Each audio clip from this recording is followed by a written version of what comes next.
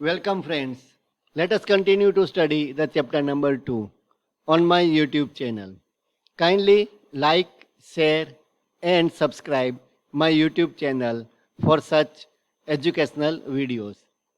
The topics included in today's lecture are specific heats of a gas, why Cp is always greater than Cv, Regnolds law of specific heats, and relation between R, Cp and Cv. Friends, we have already studied about the specific heats when we have studied the chapter number 1. Quickly let us recall the fundamental of specific heat. The specific heat is defined as the amount of heat required to raise or lower the temperature of unit mass of substance through unit degree. It means when heat is required, if we want to increase the temperature of substance having 1 unit mass by 1 unit degree, and that heat is known as the specific heat. So the specific heat C is equals to Q divided by temperature change multiplied by mass, and therefore Q is equals to M into C into delta T, where C is the specific heat, and the unit of specific heat in SI system is kilojoule per kg Kelvin.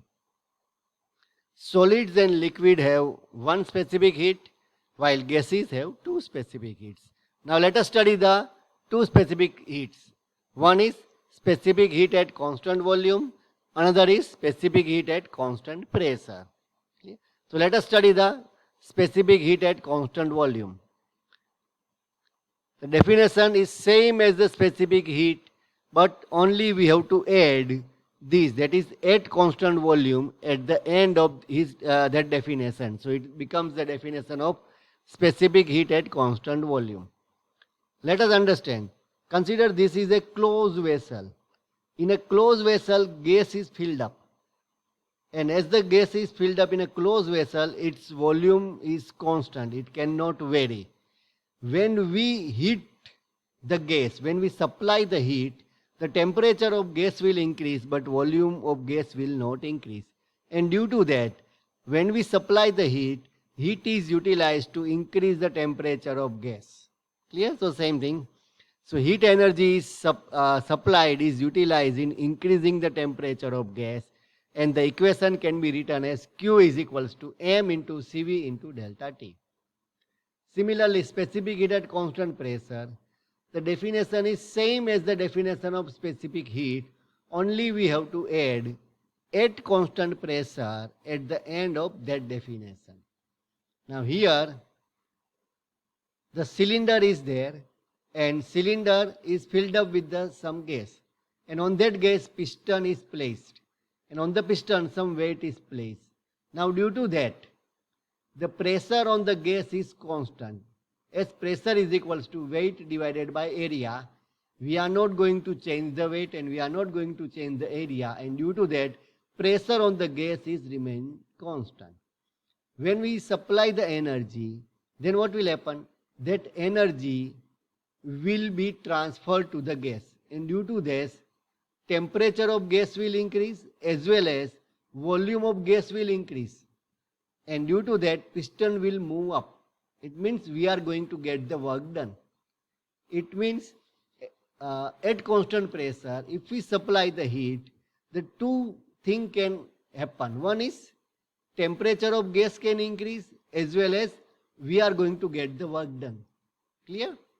So heat energy supplied is utilized in doing work and in increasing the temperature of gas.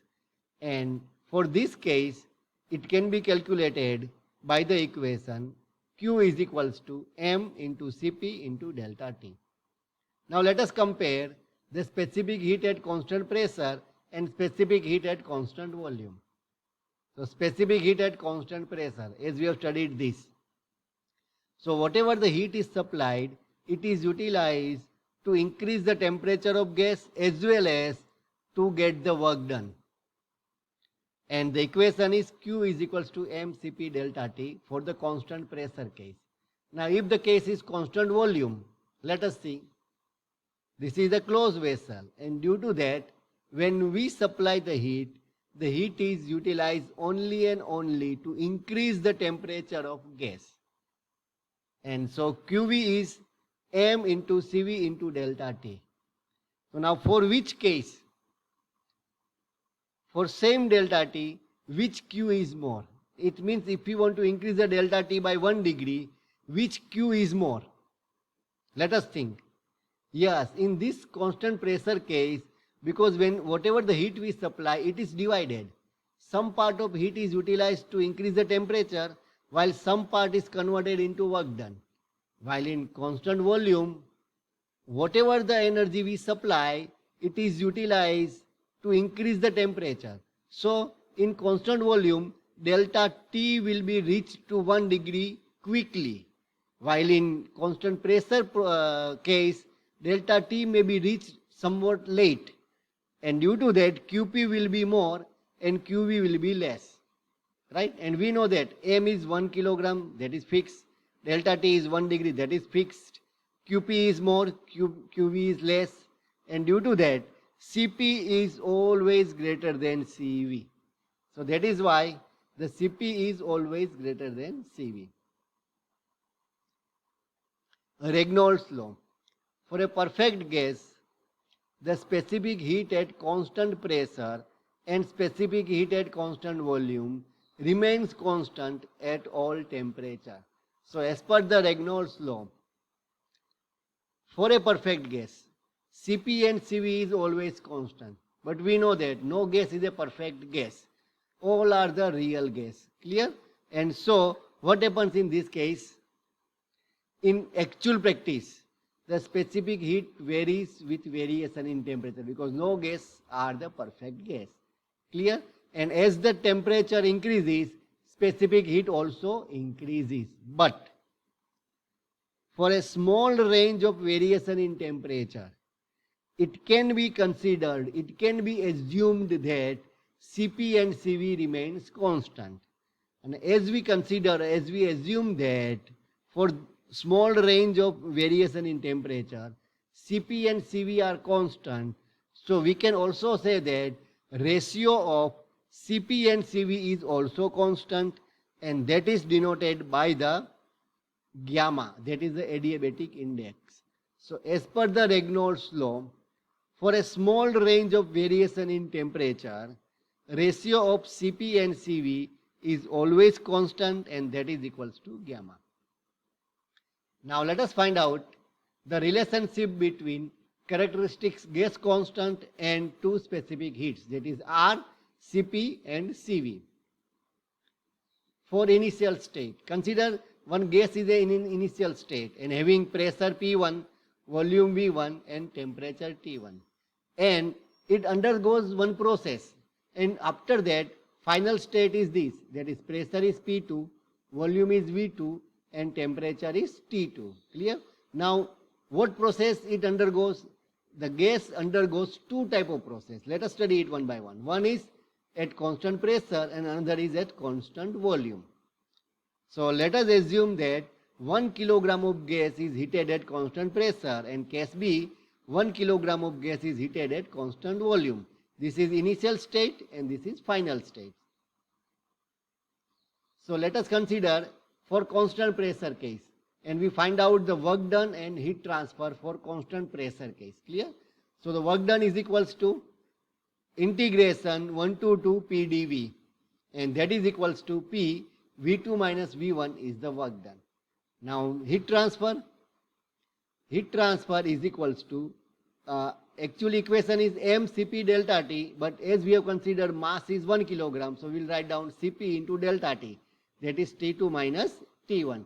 So work done is given by this equation P V2 minus V1, and heat transfer is given by equation Cp into T2 minus T1. Now using the first law of thermodynamics, that is delta Q is equals to delta U plus delta W, and therefore we have delta U, W, delta Q, so find out delta U. So delta U is equals to delta Q minus delta W. Substitute these two values. So delta U is equals to Cp into T2 minus T1 minus P into V2 minus V1. That is equation number 1. Now let us go for the constant volume case. So B, constant volume. Again calculate the work done and heat transfer for constant volume case. Equation for the work done is again same. Integration 1 to 2 P dV, that is equals to P into V2 minus V1. But we know that it is a constant volume. It means V1 is equals to V2. So V2 minus V1 is 0. So work done is 0 in this case. Heat transfer equation is mCV delta T. But as mass is 1 kilogram, it is Cv into T2 minus T1. And due to that, as per the first law of thermodynamics, delta Q is equals to delta U plus delta W. So find out delta U. And delta U is equals to Cv into T2 minus T1, because work done delta W is 0. This is equation number 2. Now compare both the equation of delta U. So what will happen? Cp into T2 minus T1 minus P into V2 minus V1, that is equals to Cv into T2 minus T1. Now we know that PV is equals to MRT, or PV is equals to RT, because mass is 1 kilogram. So we can write down P into V2 minus V1 is equals to R into T2 minus T1. So substituting this value in above equation, we are going to get Cp into T2 minus T1 minus R into T2 minus T1 is equals to Cv into T2 minus T1. So which term we can cancel out from left hand side as well as right hand side? Yes, it is T2 minus T1. So we are going to get Cp minus Cv is equals to R. And that is the relationship between R and Cp and Cv. Now let us see, we know that Cp minus Cv is equals to R. Now divide this equation by Cv. So it will be Cp by Cv minus 1 is equals to R by Cv. What is Cp by Cv? As per the law that we have already studied, it is gamma. So we can say that gamma minus 1 is equals to R upon Cv. And due to that we can write down that Cv is equals to R upon gamma minus 1. Is it clear? That is another relationship between R and Cv. Now again the same equation, Cp minus Cv is equals to R, Cp minus Cv is equal. Now divide this equation by Cp. Previously we have divided by Cv, now divide this equation by Cp. So what will be the answer? 1 minus Cv by Cp is equals to R upon Cp. So Cv by Cp is 1 upon gamma. So we can write down 1 minus 1 upon gamma is equals to R upon Cp. Again rearranging, we are going to get Cp is equals to R gamma upon gamma minus 1, or Cp is equals to gamma into Cv. So there are the three relationships. One is Cp minus Cv is equals to R. Another is Cv is equals to R upon gamma minus 1. And third one is Cp is equals to R upon gamma minus 1. That we may require while we are solving the numericals.